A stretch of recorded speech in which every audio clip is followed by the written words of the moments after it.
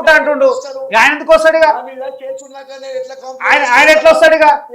రాడు కదా, కాంప్రమైజ్ అయితే ఆయన రోడ్డు మీదకి వచ్చేట్లేదు. ఇప్పుడు ఏం బ్యాక్గ్రౌండ్ అన్న? ఎవరైనా ఇప్పుడు కేసు ఉందన్నారు, కోర్టు అన్నారు, కోర్టు చూసుకుంటారు దాన్ని.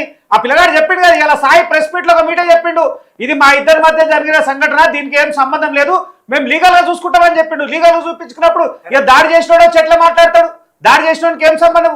ఈయన చెప్తుండు కదా, ఎవరైతే బాధితున్నాడో బాధితుడు డైరెక్ట్ ప్రెస్ మీట్ పెట్టిండు. ఏమన్నాడు? ఏదైతే బంధుకు నాకు సంబంధం లేదు, ఇది మా ఇద్దరి మధ్యలో జరిగిన సంఘటన, దీన్ని ఆయన కూడా నన్ను గుర్తుపడతాడు, పైసల అహంకారంతోనే నన్ను అన్నాడు, నేను అనగానే మళ్ళీ నేను నలుగురిని పిలుచుకున్నా, మా ఇద్దరి మధ్య జరిగిన సంఘటన, నేను పోలీస్ కేసు పెట్టినా, నేను కాంప్రమైజ్ కాలేదు, వాళ్ళు నాకు క్షమాపణ చెప్పినట్టు కూడా చెప్పిండు. వాళ్ళ కుటుంబం అంతా క్షమాపణ చెప్పినా నేను కానే కాదు, నేను లీగల్ గా కోర్టులో చూసుకుంటా, నేను వదలని చెప్పిండు. దాని మీద వాడు ఎందుకు వస్తాడు? ఎస్కే జోర్స్ గేమ్ సంబంధం రానికి రాడు కదా, వాడు ముమ్మాటికి జరగదు. విఘ్నేష్ గారు ఒక మాట, సమయం అవుతుంది. న్యాయం జరుగుతుంది ఆ పిల్లగాడికి. అరే న్యాయం జరుగుతుందంటే కోర్టులు ఉంటాయి, మీరు డైరెక్ట్ చెప్తా. అది జరిగిన విషయం ఏంటి? ఆర్టికల్ మళ్ళీ రిపోర్టర్లు ఒక విషయం అడిగారు, ప్రవీణ్ గారు రిపోర్టర్లు ఒకటి అడిగారు, నువ్వు దాడి చేసినవంట కదా, ముందు నువ్వే ప్రో చేసినవంట కదా అని అడుగుతా. ఏమన్నాడు ఆ పిల్లగాడు? మీరు ఆధారాలు ఉంటే చూపించండి నాకు, ఒకవేళ నేనే ముందు దాడి చేసినట్టు, నేను ఎక్కడైనా విన్నట్టుంటే మీరు చూపించండి దాడి అన్నాడు. ఎక్కడ దాడి? అవి మీరు నేను మాట్లాడడం కాదు, అది కోర్టు చూస్తుంది. ఎవిడెన్స్ ఏముంది, ఎవరు మాట్లాడిరు, ఎవరు చేసిరు, ఇద్దరి మధ్య జరిగిన సంఘటనకు వీళ్ళు ముగ్గురు రావడము, మళ్ళీ ఒక 10 మంది వారు రావడము, వాళ్ళిద్దరి మధ్య జరిగిన సంఘటన కోర్టు పరిధిలో ఉంది. ఆ పిల్లగాడే ఓపెన్ గా చెప్తుండు, ఈ సంఘటనకు గోమార్వాడికి సంబంధం లేదని క్లియర్ గా చెప్తుండు కదా.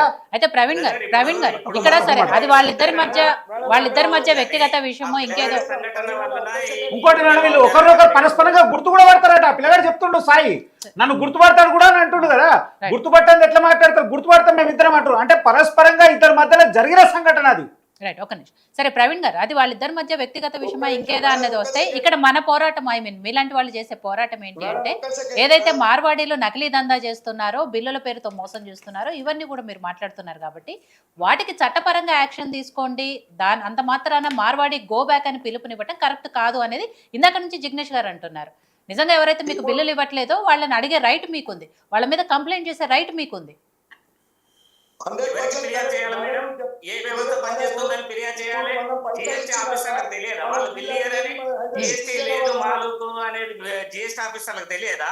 విజిలెన్స్ ఆఫీసర్లకు తెలియదా? అది ప్రభుత్వము ఆఫీసర్లకు సంబంధించిన విషయం, అది మార్వాడీలకు ఏంటి సంబంధం? తెలుసు, అందరికి తెలిసే ఈ వ్యాపారం జరుగుతుంది.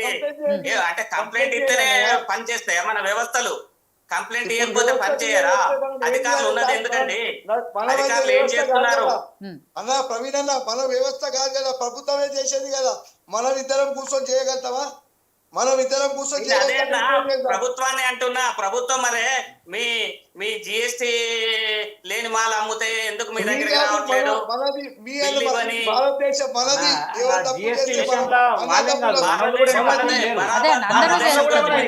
భారతదేశం గురించి మాట్లాడతాం, చేసే వాళ్ళ గురించి కూడా మాట్లాడతాం. సార్ గలీజ్ దందా చేసేటోళ్ళకు మీరు చెప్పండి సార్, మాకెందుకు? వాళ్ళకే చెప్తున్నాం సార్, వాళ్ళకే చెప్తున్నాం. మీరు గుజరాతీ మార్వాడి గోబ్యాక్ చెప్పినారా లేకుంటే ఎవరు? వాళ్ళకే చెప్తున్నాం. ఆయన అభిప్రాయం జిగ్నేష్ గారి అభిప్రాయం ఏంటంటే, అవినీతి ఎవరైతే అవినీతి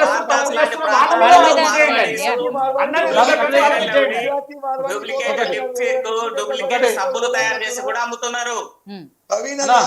మీరు ఏమన్నారు? గుజరాతీ మార్వాడి గోబ్యాక్ ఎక్కడైనా డూప్లికేట్ దందా లేకుంటే ఇప్పుడు మీ దాంట్లో కూడా చెప్పింది కదా, అన్ని గుజరాత్ దేశంలో ఒకరిద్దరు ట్యాక్స్ ఎక్కకపోతే మీ అంత జాతికి చెప్తారా? ఒకరిద్దరు కాదన్నా, చాలా మంది ఎక్కొడుతున్నారు ట్యాక్స్.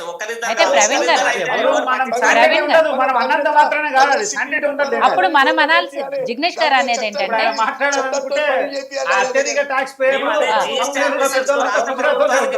కేంద్ర ప్రభుత్వం అయితే ప్రవీణ్ గారు ఇక్కడ మీరు పిలుపునివ్వాల్సింది డూప్లికేట్ దంతా గో బ్యాక్ అనండి, దానికి అందరూ కూడా ఒప్పుకుంటారు. కానీ గుజరాతీ మార్వాడి గో బ్యాక్ అనటం ఎంతవరకు కరెక్ట్ అంటున్నారు ఆయన జిగ్నేష్ గారు? వీళ్ళు వ్యాపారాలు చేయట్లేరండి, వీళ్ళు తెలంగాణ వ్యాపారాల మీద యుద్ధం చేస్తున్నారు. తెలంగాణ వ్యాపారాలు కొలాప్స్ అయిపోయినాయి, తెలంగాణ కుల వృత్తులు కొలాప్స్ అయినాయి. నేను చెప్తున్నా కదండి, తెలంగాణ వ్యాపారులు ఎవరు మోసం చేయట్లేదా? వాళ్ళందరూ బిల్లులు ఇస్తున్నారా? బుట్టలు వీళ్ళు అమ్ముతున్నారు, వస్తువులు వీళ్ళు అమ్ముతున్నారు. కాన్స్టిట్యూషన్ లో ఎవరు ఏం బిజినెస్ చేయాలి, ఎంత మంది బిజినెస్ చేయాలి, ఎంత మంది స్టాఫ్ పెట్టాలి, కాన్స్టిట్యూషన్ లో ఉందా? కాన్స్టిట్యూషన్ లో లిమిటెడ్ ఉంటే చేస్తే చేద్దాం. తప్పు లేదు. ఇక్కడ వృత్తులను నాశనం చేసేలా చేస్తేనే తప్పు. మేము 12-15 బిజినెస్ తప్ప వేరే ఏం చేస్తలేమన్నా. వేల లక్షల బిజినెస్ ఉన్నాయి. మేము చేసేది 10-12 బిజినెస్. మేము ఏమంటున్నాము, మా దాంట్లో కూడా మంచి చెడ్డ చిల్ల పురుగులు ఉంటాయి, మీ దాంట్లో ఉంటాయి, మన అందరి దాంట్లో ఉంటుంది. మనం చిల్ల పురుగుని ఎట్లా చక్కగా చేయాలి, అది మన జిల్లా పురుగులు ఎక్కువనే అంటున్నా అక్కడ. అది మందు కొట్టాలి. మందు చిల్ల పురుగు ఎక్కువ ఉంటే చిల్ల పురుగు నేను కూడా అదే చెప్తున్నా, మందు కొట్టాలి. కరెక్ట్. మనం కొట్టాలి. ప్రభుత్వం ఆ మందు ఎవరు కొట్టాలి? మందు ఎవరు కొట్టాలి జిగ్నేష్ గారు? ప్రభుత్వమే. అదే అంటున్నారు. ప్రజలు ప్రభుత్వాలు పనిచేయనప్పుడు ప్రజలు ప్రభుత్వమే కొడతారు. పనిచేయాలన్నా, మీరు నేను కాదుగా, ప్రభుత్వం పనిచేయాల్సిన అవసరం ఉంది. ఒక్క నిమిషం ఇక్కడ ప్రవీణ్ గారు, ఆ ప్రభుత్వాలు పనిచేయట్లేదు కాబట్టే ప్రవీణ్ గారు లాంటి ఉద్యమకారులు బయటకు వచ్చారు. ఇవాళ వాళ్ళు పిలుపునిచ్చారు. అదేనా ప్రవీణ్ గారు? అన్న అప్పుడే కేసేసేది మేడం, 2001కి ముందు అన్న 2001కి ముందు నేను హైదరాబాద్ లో హార్డ్వేర్ బిజినెస్ చేసేవాడిని. ఎప్పుడైతే ఈ మార్వడి డూప్లికేట్ వస్తువుల విక్రయం జరుగుతుందో, చెప్పకండి. కొంతమంది రైట్, కొంతమంది మార్వాడీస్ రైట్, మీరు అన్నట్టుగా కొంతమంది, అది మాక్సిమం మార్వాడీస్ ఎప్పుడైతే ఈ మెటీరియల్ సప్లై చేయడం మొదలు పెట్టిరో, నేను నా యొక్క హార్డ్వేర్ బిజినెస్ ను బంద్ చేసుకోవాల్సి వస్తుంది.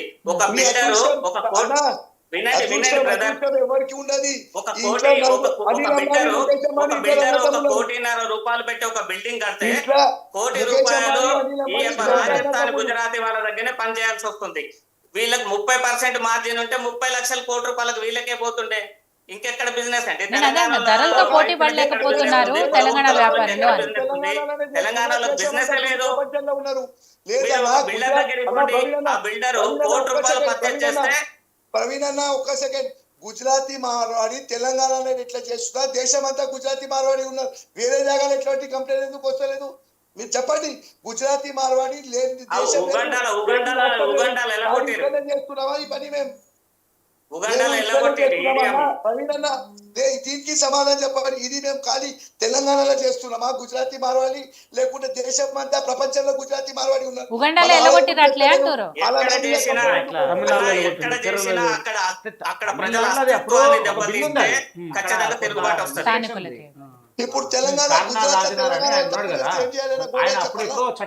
తెలంగాణలో గుజరాత్ లో మీ గుజరాతీ వ్యాపారాలను డామినేట్ చేసేటట్లు ఎవరు చేతులాడ కూలి పని చేస్తున్నారు, మా వృత్తి బిజినెస్ గుజరాతీ చిన్న చిన్న ఉద్యోగాలు చేస్తున్నారు. మీరాది ఇక్కడ మిడతల దండులాగా తెలంగాణ వ్యాపారుల మీద పడట్లేరు.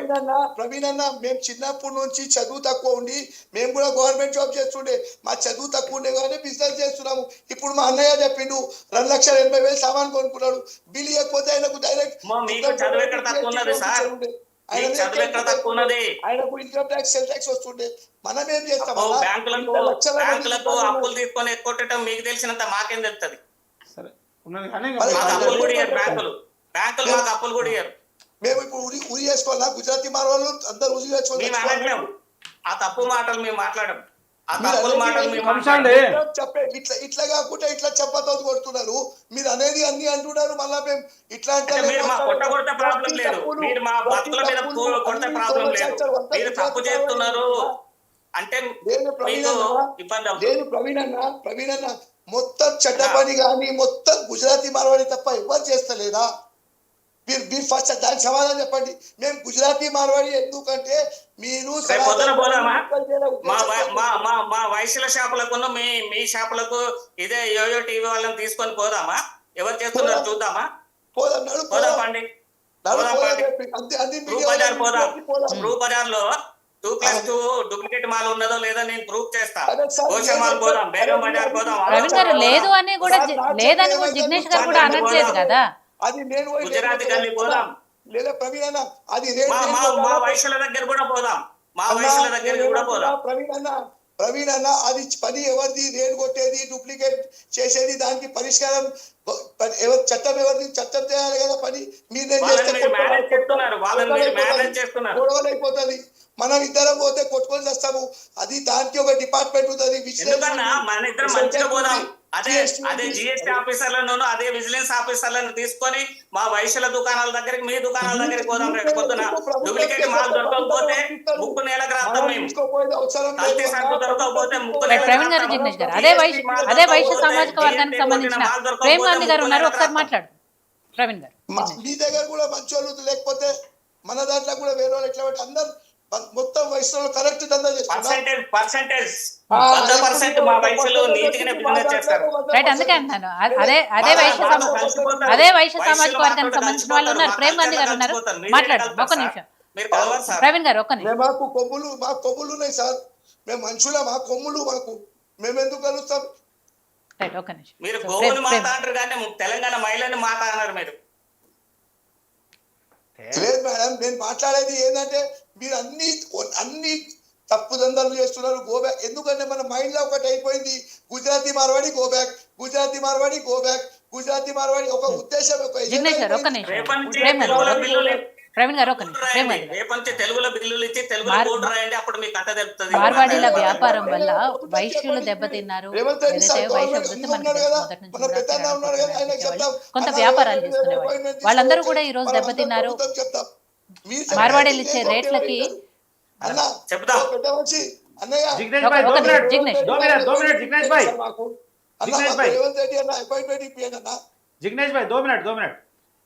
కొన్ని అంశాలు ఉన్నాయి తెలంగాణ సమాజం మీద మీరు చూపించేటువంటి కొన్ని అంశాల మీద 2 మినిట్ మాట్లాడదాం, తర్వాత నేనే కల్పిస్తా సీఎం గారు. అదే వైశ్యులు ఉన్నారు ఇక్కడ, మాట్లాడదాం ప్రేమ్ గాంధీ గారు.